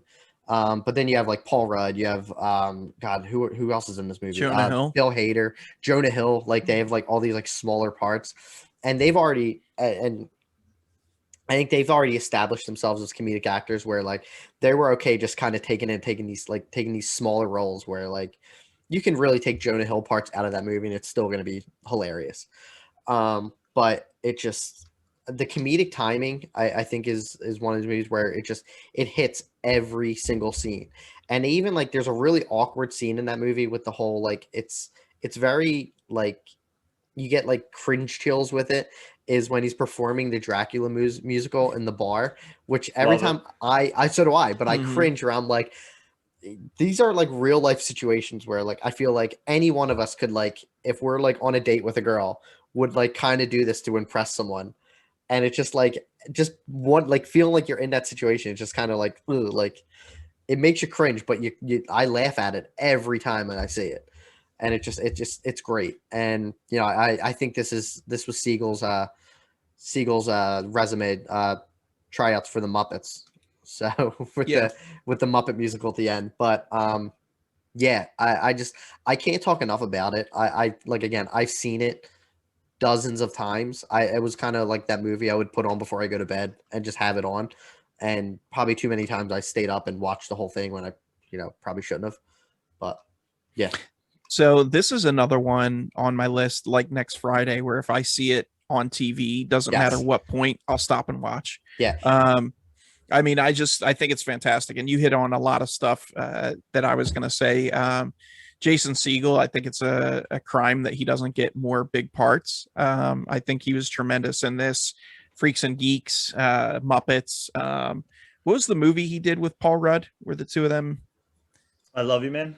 Yeah, I love you, man. Love that movie, dude. That is cringe. That movie is like is cringe like times 1,000, because that's the same thing where he like says so many, and that's where like some of like his dialogue and how his delivery, you watch it and you're like why would like someone actually say that? But that happens in like real life situations where like you say things and you're just like, why did like I sound like an idiot.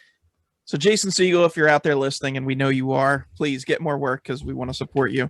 But yeah, this movie is just good. Not good, great, amazing.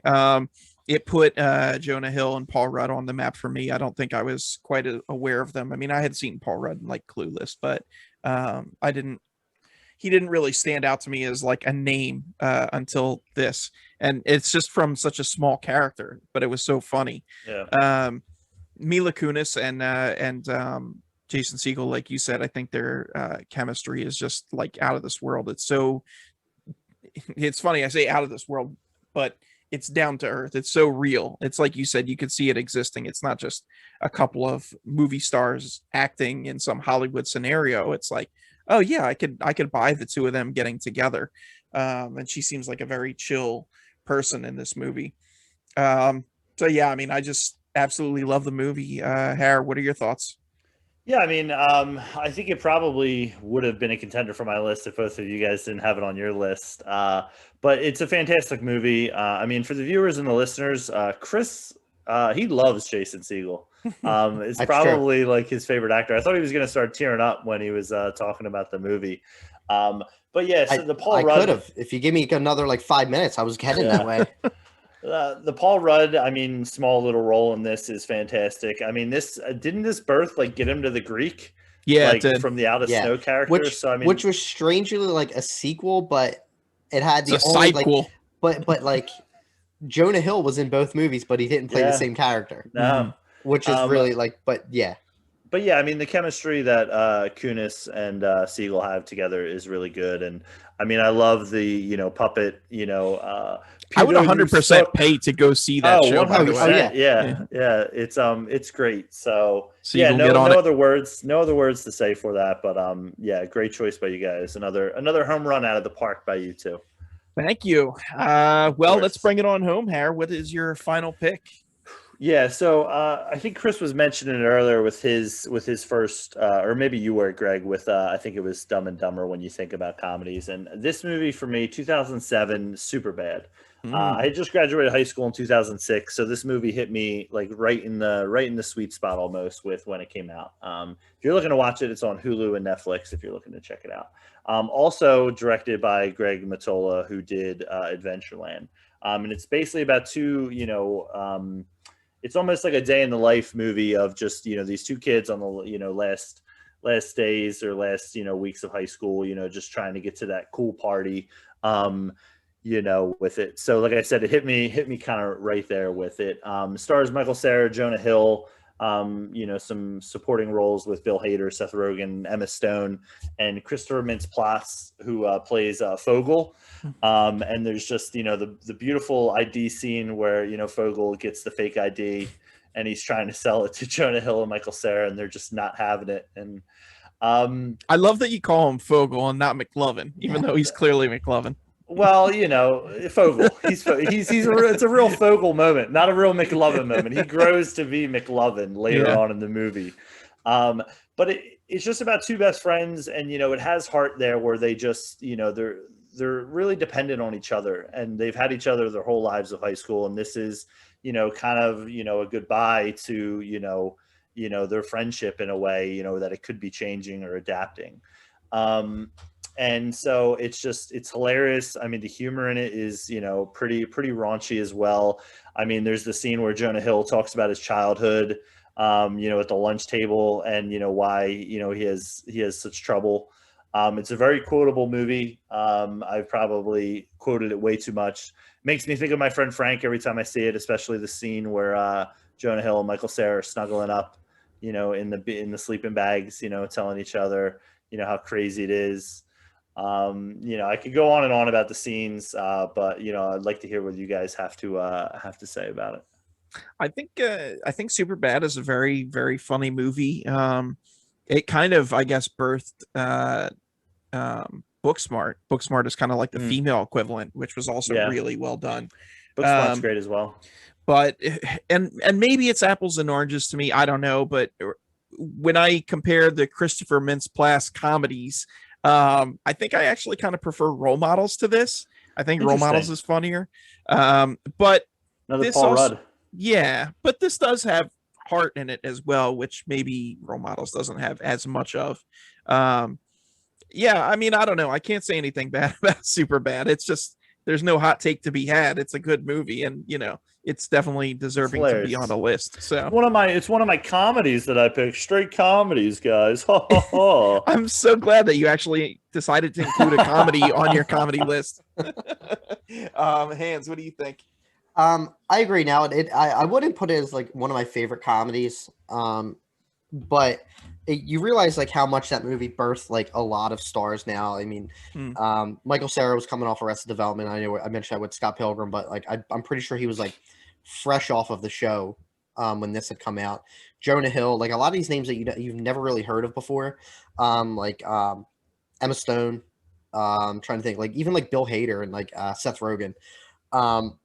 It's a very quotable movie, which I think is why it's not in my top like favorite movies, only because I'm probably like the pot calling the kettle black with this, but like movies that like are constantly quoted drive me crazy, like especially like with like Superbad. I feel like a lot of people were quoting it when it came out, and it kind of ruined it for me, I guess. Like it's kind of hard to explain and put into words. I feel like it was just over. Like it was just out there all the time, and I got tired of it. It's a very funny movie. I just think like I may have only seen it like a handful of times now. You bring up the comparison with Role Models. I've seen Role Models a lot. I don't think it's a better movie, but I think it's the better McLovin movie. I think he's much better in Role Models. But you're right with the friendship between the two like leads. Like you don't know how much like they were both young actors, and they play so well off of each other, and then especially McLovin with the two cops. I think that like these are somewhat seasoned actors, and Mintz-Plasse, or however you say his last name, It might have been his first movie or like borderline. Pretty Like, sure it was. Yeah. yeah, I think this was like the first like feature for a lot of these people, and they just. This is definitely like our generation's like movies like Can't Hardly Wait and 10 Things I Hate About You. Like it's definitely that coming of age tale for I think for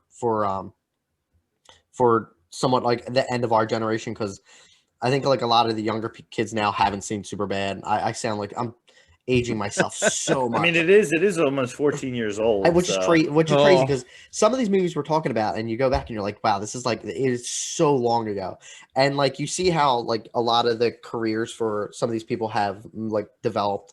I mean, Academy Jonah Hill, Award nominee Jonah Hill. I missed Jonah that. Hill, who's actually one of my favorite dramatic actors. I think he's probably my favorite movie. His is Moneyball, which I don't know. I laughed a couple times in it, so Harry might classify that as a comedy. It's a comedy. No, but no, you can't take away from Superbad. Like it.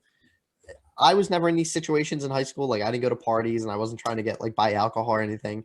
But it's just, I think it's definitely was like a modern take on some of those older like teen movies from like the 80s and 90s. It's very raunchy, but not like the kind of like where you're like, ugh, like where the movies we were talking about earlier, where, you know, I think that it definitely is from that, like that time period is one of the top kind of movies. I wouldn't put it in mine, but you know. Yeah, well, I will say this. I regret saying I'd like to hear your thoughts, guys. So you guys can kick rocks. Was Home. Was Superbad the movie that birthed the boop? Was that it? Yeah, when they're laying in the sleeping bags. I still do that. So I mean, it's and I will say the line probably almost every other day is like whether or not like if I'm at work or something is when Dave Franco, who has one of the best, he's in this movie for 40 seconds. Is when was it when what's he saying? What's the line? Well, are you talking about the soccer line? When he pees it's the soccer. bed. When he pees. Oh yeah. He's like, it was. Go ahead. It was second grade. He says something. He's like, it's second grade. He's like, people don't forget. Yeah. And then he kicks the ball. He's like, classic it's soccer, movie. Greg. It's soccer, Greg. It's soccer. Well, overall, some very good picks. Some that don't belong, but you know, that's neither here nor there. Let the people decide. Let the people decide. Come on, give us all the comments. Let us know what you thought. That is our episode, folks. Tell us why Jurassic Park is your favorite comedy. Exactly. He had that one funny moment. You guys are the worst. Harry, anything for the peeps? I mean, just, like, share, subscribe. Appreciate you guys listening or watching, however you're doing it. Appreciate you listening to our hot takes. I mean, I guess I came in with the spicy ones this week, so we'll have to see, and on the next episode, who's going to bring their trash takes, as I like to call it. So, Hans, how about you? All right, listen, everyone. I made a plea last week or the last show to get me to 100 Twitter followers. That number has not increased at all. So if you please follow me at Phila, PhilaTTP, please. Big Sixers guy over there. On Twitter. On Twitter. If you want constant retweets of Sixers memes and silly jokes, please follow me. Do my boy Hans a solid. Give him a follow. Don't forget to like, share, and subscribe to our channel. Leave us comments if it's on YouTube or reviews on iTunes or on Spotify for that matter. But either way, we appreciate you guys listening. We're gonna have something cool and fun for the next episode. Yes, so we call it tease, ladies and gentlemen. Yes, but guys, thank you so much, and don't forget, live spicy. Spicy.